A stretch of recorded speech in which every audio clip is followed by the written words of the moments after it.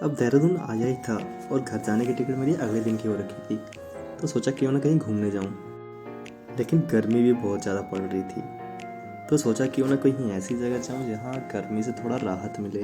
और जब Google search किया तो पता चला थोड़ी ही दूर पे एक रोबर्स केव है। तो फिर क्या था, गाड़ी पकड़ी निकल पड़ा।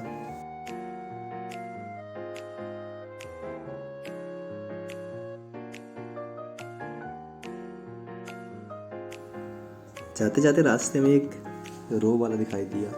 अब प्यास तो इतनी ज़्यादा लगी थी कि खुद को रोक ना पाया और जाकर रो पिया। रो पीने के बाद फिर निकल पड़ा रोबर्स केव की ओर। कुछ देर पैदल चलने के बाद हम पहुंच ही गए थे। और जब पहुंचने के बाद पता चला यहाँ तो एंट्री की टिकट लग रही है।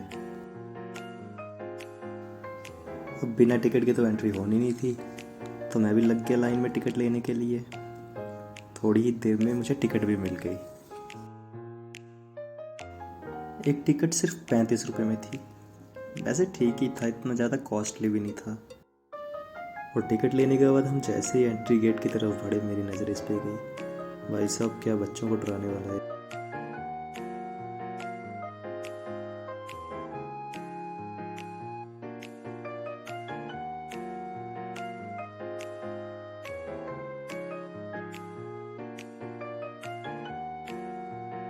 चारों तरफ सिर्फ हरियाली हरियाली दिखाई दे रही थी।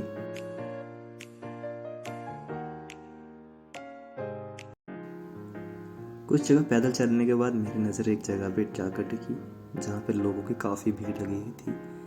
पहले तो मैंने सोचा पता नहीं क्या हो गया है जो इतने सारे लोग इकट्ठे हो रखे हैं, लेकिन जब ध्यान से देखा तो वहीं गन्ने का जूस बिक रहा था। और तब समझ आया ये भीड़ इतनी क्यों लगी है यहाँ पे।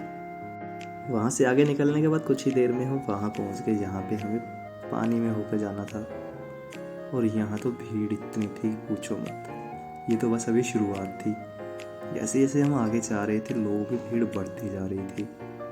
लेकिन पानी में उतरने के बाद तो मज़ा ही अलग था, क्योंकि एक तरफ बाहर इतनी गर्मी थी और दूसरी तरफ पानी में आने के बाद अलग ही मज़ा आ रहा था।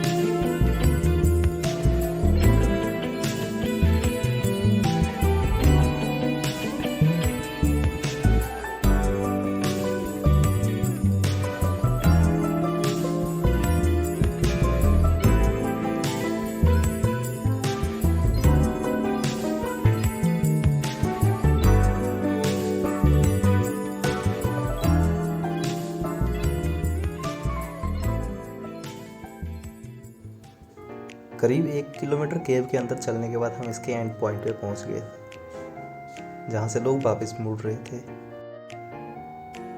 अब भीड़ यहाँ बढ़ती ही जा रही थी। फिर हमने भी सोचा क्यों ना वापस जाया जाए। लेकिन जब वापस जाने लगा तो मुझे एक छोटा सा बच्चा दिखा जिसे उसके दादाजी बहुत ही प्यार से नहला रहे थे। बच्चा काफ़ी खुश लग रहा था नहाते हुए, काफ़ी मज़े कर रहा था।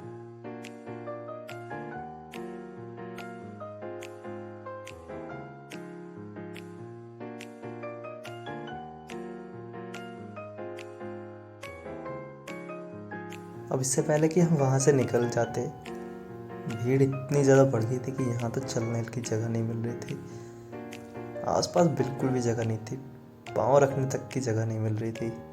फिर जैसे तैसे करके हम फाइनली बाहर तक पहुँच ही गए।